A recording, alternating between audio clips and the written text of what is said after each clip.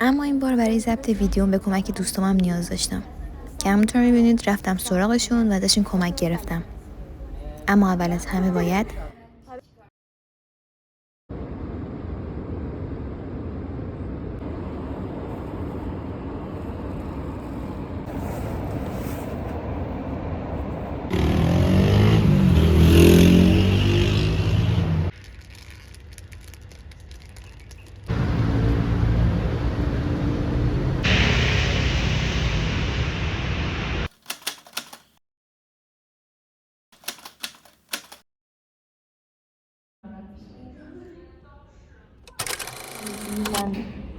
من الان داشتم این کتاب رو میخوندم و چیزی که میخوام بگم هیچ ربطی بهش نداره. صرفا خواستم خبر بدم.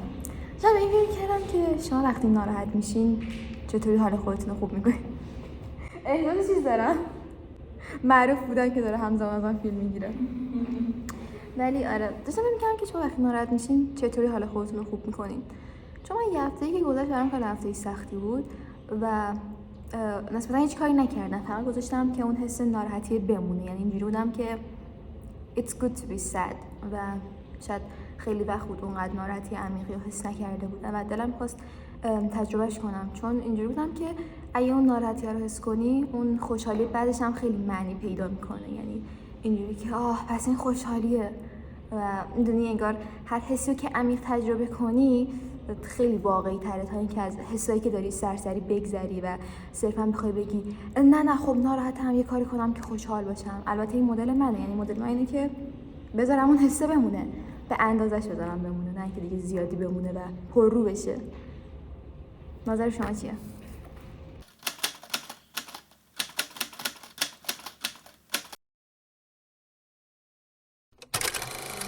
آتنا سلام. کانیچیوا.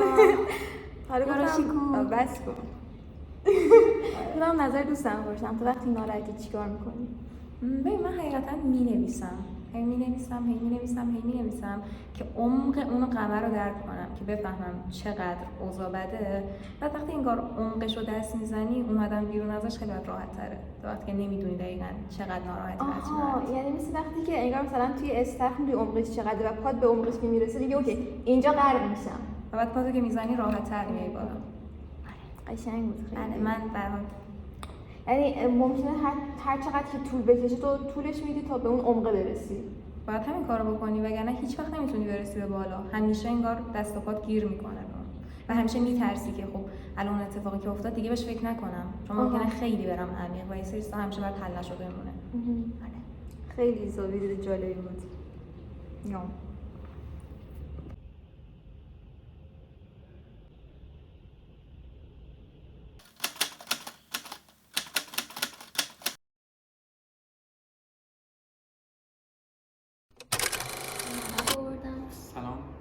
که اون سوالی که داریم از همین پرسیم رو دوباره ازش تکرار کنم. تو وقتی ناراحت میشی چیکار میکنی؟ 2 سالی هست که وقتی ناراحت میشم، ناراحتی مثلا خیلی چطور بگم زودگذر ولی شدیدی دارم، با فیلم ترسناک کوک میکنم باشه. یعنی اینجوری که خب ناراحتم. آره دقیقاً. دانلود فیلم ترسناک. به خاطر اینکه علاوه بر توضیح میدم، خیلی هم مثلا میشناسم که فیلمی میبینن که مثلا داغون‌ترشون کنن. این داغون میکنه ولی جوریه که ارتباط برقرار نمیکنم با مثلا کاراکترهای اصلیش. معمولا این فیلم‌ها اینطوری میبینم که خودمو نمیتونم زیاد بذارم جاشون. آره. و این ولی چطور بگم بازم ولی حواسمو کاملا پرت میکنم. مثلا اگه اکشن بخوام ببینم یا کتاب بخوام بخونم چیزای اینطوری خوب حواسمو کامل پرت نمیکنم، ولی فیلم ترسناک خصوصا اینکه قبلا میترسیدم از فیلم ترسناک، اینقدر دیدم دیگه الان یه ذره چیز شدم. آره یه سوال دارم پیش اومد. این فیلم ترسناکه مثلا یه فراموشی لحظه‌ای یا نه مثلا صرفا تو رو کم کم از اون حال و هوا میاره بیرون؟ یعنی بعد از تمام شدن فیلم همچنان ناراحتی یا حقیقتا کمک میکنه و حتی بعدش هم که نمیدونم چطور، شاید همین که 1 ساعت 2 ساعت بهش فکر نمی‌کنی میگذره، شاید هم یعنی احساسات اولیه ناراحتی که خیلی شدید و مثلا اونم یه ذره کم می‌کنه. آره.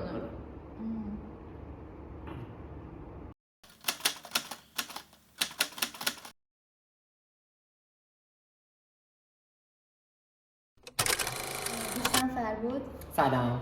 میخوایم سوالی که اصلا پرسیدیم دوباره ازش بپرسیم که وقتی ناراحت میشی چیکار میکنی؟ معمولا اولین کاری که شاید بکنم اینه که میرم یه چیزی میخورم، چیزای شیرین خیلی کمک کننده است.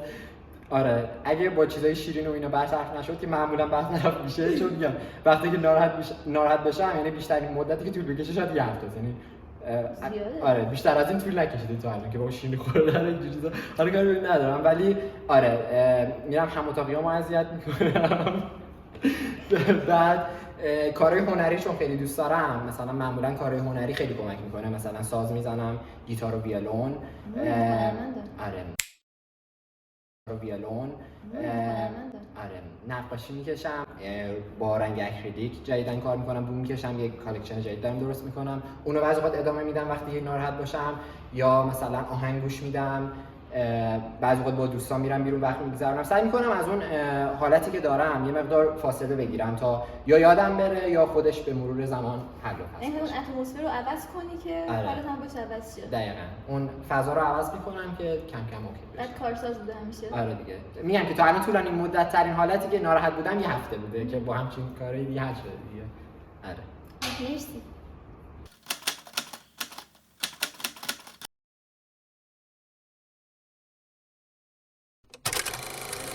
تو این ویدیو کنار دوستم سارا هستم. سلام. سوالی که از همه پرسیدم می‌خوایم دوباره از سارا بپرسیم، اینه که تو وقتی ناراحت میشی چیکار می‌کنی؟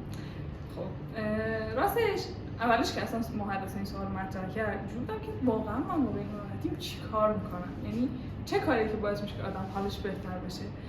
اولین چیزی که باید یادم اینه که واقعا هیچ کاری نمیکنه، یعنی سعی میکنه بپذیره به عنوان بخشی از خودش و به عنوان یه بخشی از خودش که باهاش تلاش کنه که ادامه بده.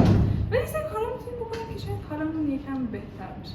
مثلا با دوستامون حرف بزنیم، خیلی ساده است ولی خیلی کمک میکنه. مثلا من دیروز در مرز فروپاشی بودم ولی دوستام نجاتم دادن و آره حرف زدن خیلی میتونه کمک کنه. شاید یکی خیلی از آدم مخالف این قضیه باشن، ولی وقتی که تو چیزی که درونتر رو مطرح میکنی و شروع میکنی باهاش صحبت کردن، واسه بلند راجعش صحبت میکنی، انگار که هم شنیده میشی هم احساس بهتری بهت دست. آره انگار که به اون بزرگی که خودت داری توش غرق میشی دیگه نیست. انگار آره دقیقاً میکنی اوکی اونقدر هم زیاد نیست، اونقدر هم سخت نیست. بعد وقتی اشتراک میذاری تجربه مشترک توش پیدا میکنی و راه حل‌های جدیدتر برای بهتر کردن حالت. یه نفر توی جای تو بوده الان داره میگه اوکی اگه این کارو کنی برات بهتره. دقیقاً.